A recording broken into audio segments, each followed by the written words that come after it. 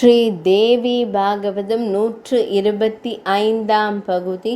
விருத்ரனின் வீராவேசமும் தபமும். தேவேந்திரனுக்கு துவட்டா இந்திரனை கொல்லும்படி கூறியதை கேள்விப்பட்ட அந்தணர்கள் ஆசி கூறினர்.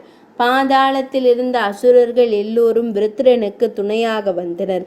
தேவலோகம் பயத்தால் அல்லோல கல்லோலப்பட்டது. தேவகுலமெங்கும் துர்ச்சகுனங்கள் தென்பட்டன.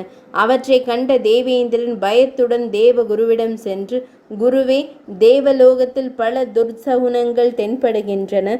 விருத்ரனுடன் பாதாளத்தில் உள்ள அசுரர்கள் எல்லாம் சேர்ந்து எம்மை தாக்க வருகிறார்கள். இவற்றிற்கு ஏற்ற உபாயங்களை தாங்கள் தான் கூற வேண்டும் என்றான்.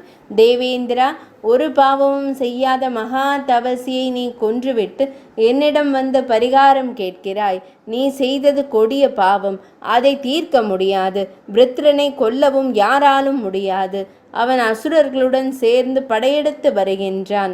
அப்போது பெரும் சத்தம் கேட்டது. தேவேந்திரன் யமன், வாயு, வருணன், அஷ்டவசுக்கள், ஏனைய தேவர்களை அழைத்து போருக்கான ஆயுதங்களை செய்தான். பெரும் போர் தொடங்கியது. இரு பகுதியினரும் 100 ஆண்டுகள் கடுமையாக போரிட்டனர். இறுதியில் இந்திரனும் தேவர்களும் தப்பி ஓடினர்.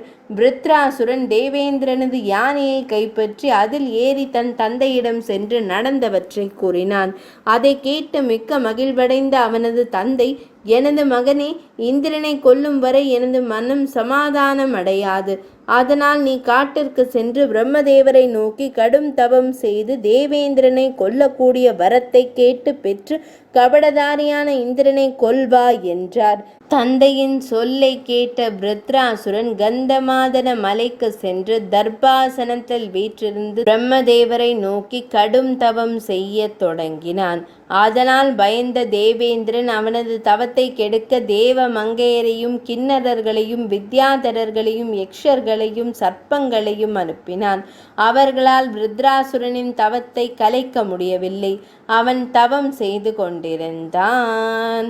125ஆம் பகுதி நிறைவடைந்தது.